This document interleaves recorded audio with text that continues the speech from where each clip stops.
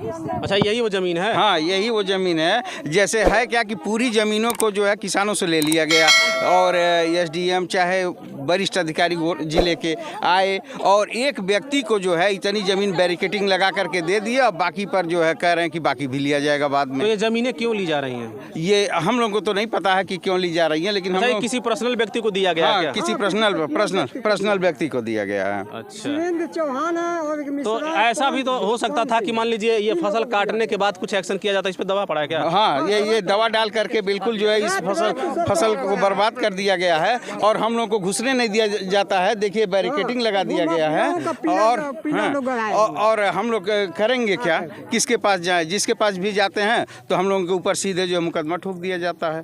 अब इसके बाद भी हम लोगों पर क्या कार्रवाई की जाएगी हम लोग को पता नहीं है। आज तो आप आ गए हैं, आपके सामने हम बात कर रहे हैं, लेकिन कल क्या कार्रवाई होगी हमको खुद पता नहीं है इस बात का।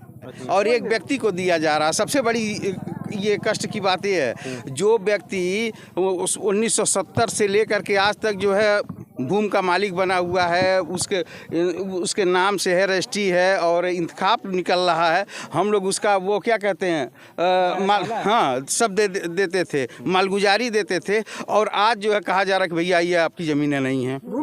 हाँ, अब ये ज़मीन 2 साल पहले आए हैं, अब ये ज़मीन जो है सब कुछ नाम है 2-3 लोगों का, उन्हीं को दे करके बैरिकेडिंग करा दिया गया और बाकी लोगों पर हम लोग यहाँ तक कि हम लोग जो पेड़ लगाए हुए हैं उस पर भी रोक लगाए हुए हैं। अच्छा, हाँ, कुछ न काटने देते हैं ना कुछ करने देते हैं।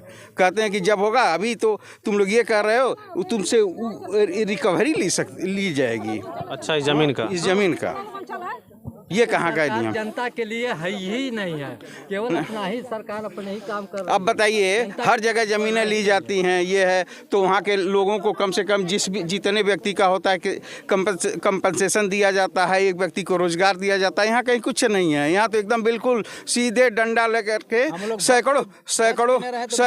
सैकड़ों पुलिस वाले आ करके और डंडा मार करके गाँव के अंदर घुसा देते हैं और अपना जैसे मर्जी आता वैसे ये लोग करते कराते हैं। हम लोग कुछ नहीं जानते। आ करके क्या करेंगे? केवल भूमाफियों का कब्जा दिला रहे हैं। यहाँ पर आकर के 3 लोगों का दवा कब्जा दिला रहे हैं। केवल कानगो, तहसीलदार, डीएम, एसडीएम सभी लोग मिलजुल करके 3 माफियाओं का जमीन दिए हैं और रात को वही लोग दवा छिटवा रहे हैं और बकरी से लोग चढ़वा रहे हैं। जैसे अभी देखिए मीरा का 71 मरवा दिया गया है। बताइए, यहाँ पे नजदीकी हमारा चौकी पड़ेगा जगदीशपुर, लेकिन कोई कार्रवाई नहीं है। देखिए कितनी फसलें बर्बाद हो चुकी हैं।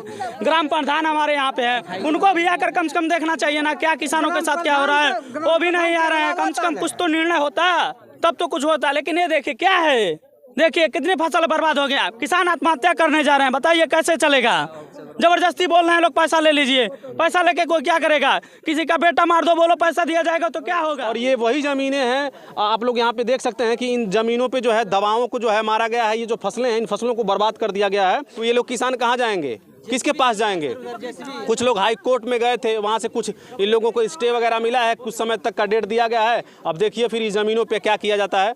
उम्मीद करता हूँ योगी जी, यदि आपके पास ये वीडियो पहुँच जा रहा है तो इस पे एक्शन लीजिए, इस ज़मीन का सही जांच कराइए और इनको उचित मुआवजा या फिर इस ज़मीन के बदले कहीं और ज़मीन दीजिए, ताकि ये लोग अपने जीवन को आगे तक चला सकें, अपने बच्चों का परवरिश कर सकें। इस तरह से यदि होगा तो इस देश के किसान कैसे जिंदा रहेंगे। उम्मीद करता हूँ कि यह वीडियो आप लोगों को समझ में आएगा, तो ज़्यादा से ज़्यादा शेयर करेंगे, अधिकारियों तक जाए और इस ज़मीन का फिर से एक बार सर्वे हो। जय हिंद।